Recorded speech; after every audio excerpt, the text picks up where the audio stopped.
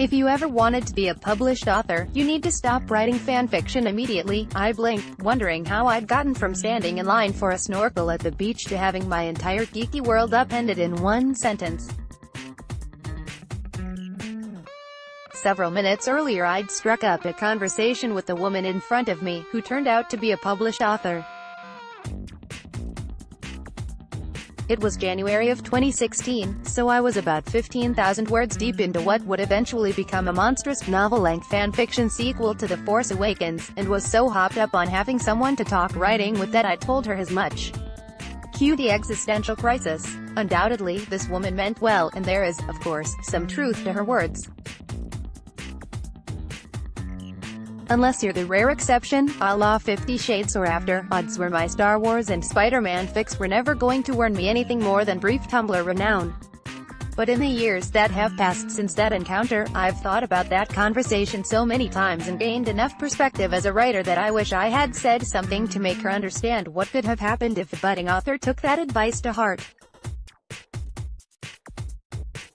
But in the years that have passed since that encounter, I've thought about that conversation so many times and gained enough perspective as a writer that I wish I had said something to make her understand what could have happened if a budding author took that advice to heart. The primary one is this: growing up, fanfiction made me fearless.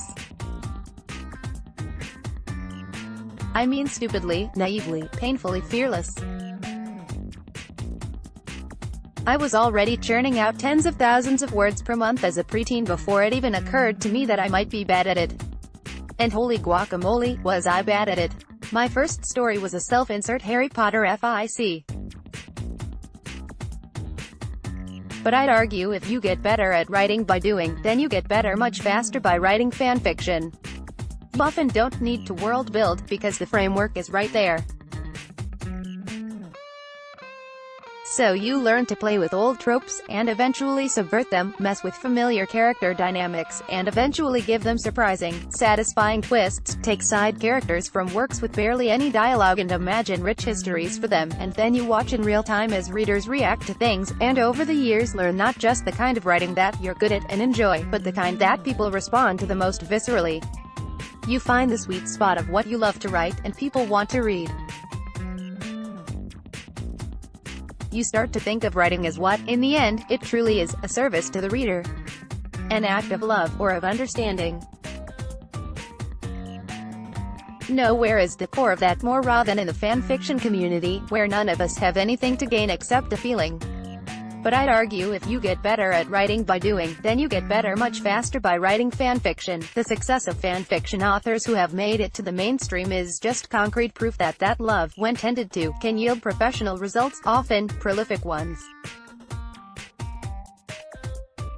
To name just a few, Meg Cabot, author of the famous Princess Diaries, wrote Star Wars fic. Cassandra Clare, author of The Mortal Instruments, was notorious in the Harry Potter fandom. Naomi Novik, author of Her Majesty's Dragon and a founder of the Organization for Transformative Works, wrote fic for Master and Commander that inspired her debut.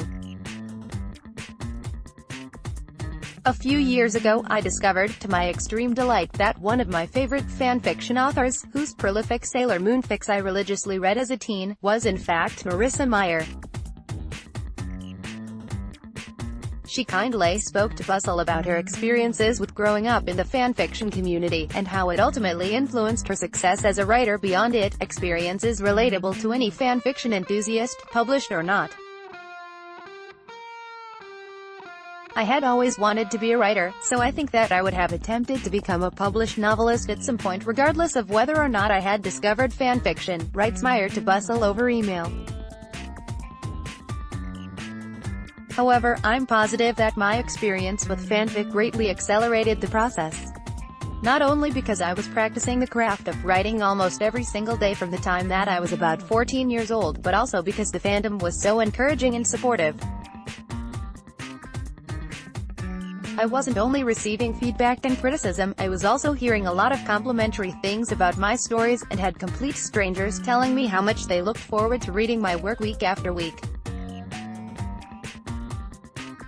That was so huge to me when it came to having the confidence to submit Cinder, my first novel, for publication, not only because I was practicing the craft of writing almost every single day from the time that I was about 14 years old, but also Because the fandom was so encouraging and supportive. What Meyer explains as her motivation to write as prolifically as she did is the crux of what makes fanfiction so unique, whether as a hobby, as an art form, or as a stepping stone to something else. The writing is both selfish and selfless. You have nothing material to gain, only the feeling it gives you and the hope that it gives that same feeling to someone else. And ultimately, it's the acknowledgement of that feeling, and the responsibility that comes with it, that prepares you for writing beyond FIC. Photo courtesy of Julie Scott. Even though I wasn't getting paid for my stories, I felt an incredibly strong responsibility to my readers, and so I made the conscious decision early on that I would never leave a story incomplete, a problem that plagues the world of fanfiction, and that I would post consistently, writes Meyer. For years I would strive to post something every single week, whether a short story or a chapter of a longer work. That taught me so much about writing to a deadline and prioritizing my writing and getting words down even when I wasn't necessarily inspired to do it. The writing is both selfish and selfless. You have nothing material to gain, only the feeling it gives you and the hope that it gives that same feeling to someone else. That work ethic that comes from writing FIC is no joke, as the past few years have shown me.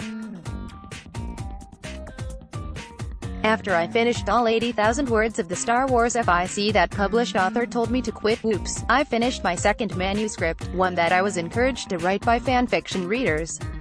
It eventually got me signed with an agent. In the past year I've written over 500,000 words, about 320,000 of which were original fiction. The rest were strewn across 3 separate anonymous accounts, writing for different fandoms. That seems like an excessive amount, but many people who write fanfiction in their own fiction depend on that balance. I write my own fiction because being published is my dream, but getting there is frustrating, and scary, and hard. I have to write fanfiction to remember why I have that dream in the first place. The key, I have found, was never to stop writing fanfiction in service of my own writing. It was to make room for both. I write my own fiction because being published is my dream, but getting there is frustrating, and scary, and hard. I have to write fanfiction to remember why I have that dream in the first place. Meyer echoes that sentiment and takes it a step further, in expressing that we don't even have to justify our love for writing it with productivity success. The joy it brings writers alone is reason enough. Some people paint, some garden, some go camping, or join sports teams, or take random online classes on obscure topics. Just because something isn't contributing to your life financially doesn't mean it's worthless, Meyer writes to Bustle. There are so many elements of fanfiction, and fandom in general, that can be beneficial to a person or an aspiring writer. Whether it's honing their skills, receiving feedback and encouragement, meeting their people, or even simply reading and writing for the pure love of the source material, those are all wonderful things, and are absolutely worthwhile. Personally, I used to think of fanfiction as something I'd grow out of, but if anything, I'd only get more passionate about it as time goes on. It's not just an escape for me now. It's the place where I experiment. It's my community. It's the safe haven I come back to when my writing tanks in the real world, and I need a soft place to land. I sit at my laptop and I'm not just 26-year-old me writing my own stories, I'm 11-year-old me at Hogwarts, 15-year-old me in revolutionary France, 22-year-old me exploring different galaxies. I'm the strangers on the internet who took the time to read my work and encourage me. I'm infinite possibilities made up for finite stories. I'm millions of words that will never see a printed page, but quietly, steadily built me into the writer, and the human, that I am today. The author who told me to stop gave the best advice she thought she could give me, as someone who didn't write FIC herself. But like so many authors before me, if I get published one day, it won't be in spite of all the fanfiction I wrote, it will be because of it.